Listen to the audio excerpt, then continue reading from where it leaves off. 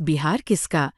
Powered by नोवा शुद्ध देसी घी। जब जब खाए दिल खुश हो जाए, सदियों का नोवा शुद्ध देसी घी, सपना स्वस्थ भारत का। I love घी। बिहार विधानसभा चुनाव में ऋतु जायसवाल की भी खूब चर्चा रही। ऋतु जायसवाल आरजेडी की नेता थी, उन्हें टिकट नहीं दिया गया तो परिहार की सीट से वो निर्दलीय चुनावी मैदान में उतर जाती, चुनाव लड़ती। अब जरा उस सीट का आपको परिणाम बताते हैं, उसके बाद आगे की कहानी बताएंगे कि क्या हुआ है इस सीट पर। इस सीट पर चुनाव लड़ रही थी गायत्री देवी बीजेपी से, जिन्हें 82,644 वोट मिले। ऋतु जायसवाल को 65,455 वोट मिले, इंडिपेंडेंट कैंडिडेट। अस्मिता गुप्ता आरजेडी से चुनाव लड़ी, उन्हें 48,534 वोट मिले। और अवधेश प्रसाद जो जनसुराज के कैंडिडेट थे, उन्हें 3217 वोट मिले। ऋतु जायसवाल यहां चुनाव हार गई, लेकिन ऋतु जायसवाल नंबर 2 पे रही। अब ऋतु जायसवाल ने एक्स पर एक पोस्ट लिखा है, जिसमें उन्होंने लिखा है कि खुद को चाणक्य समझने की भूल में किस तरह जीती हुई सीटें गंवाई जाती हैं, यह बात आरजेडी के सलाहकार से सीखी जा सकती है। परिहार इसका जीता जागता उदाहरण है।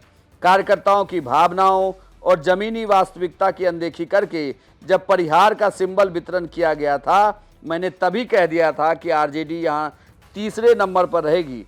चुनाव परिणाम उसी बात को दोहरा रहा है। ऋतु जायसवाल का यह पोस्ट साफ साफ बताता है कि तेजस्वी यादव के आसपास जिन सलाहकारों की सबसे ज्यादा अभी चुनाव हार के बाद चर्चा हो रही है, उनके पर ही ऋतु जायसवाल का सीधा निशाना है। ऋतु जायसवाल आरजेडी से बागी होकर इंडिपेंडेंट चुनावी मैदान में उतरी और अब उनके आए हुए वोटों का अंतर देख लीजिए।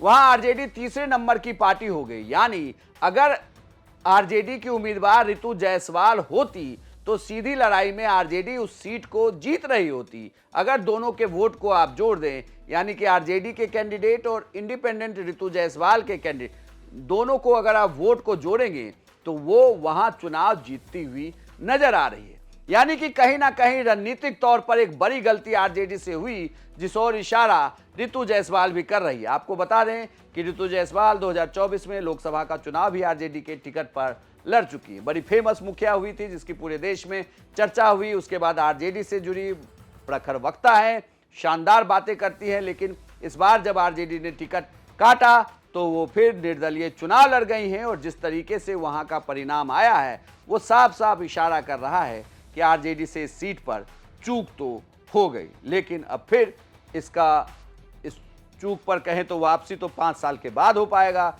जब 2030 में फिर बिहार विधानसभा का चुनाव होगा। तो अब आप रणनीति को दोष दीजिए या रणनीतिकार को, परिणाम सबके सामने। आपको क्या लगता है इस खबर पर? अपनी राय हमें कमेंट बॉक्स में लिखकर बताएं और बिहार की तमाम खबरों के लिए आप देखते रहिए सिर्फ बिहार तक।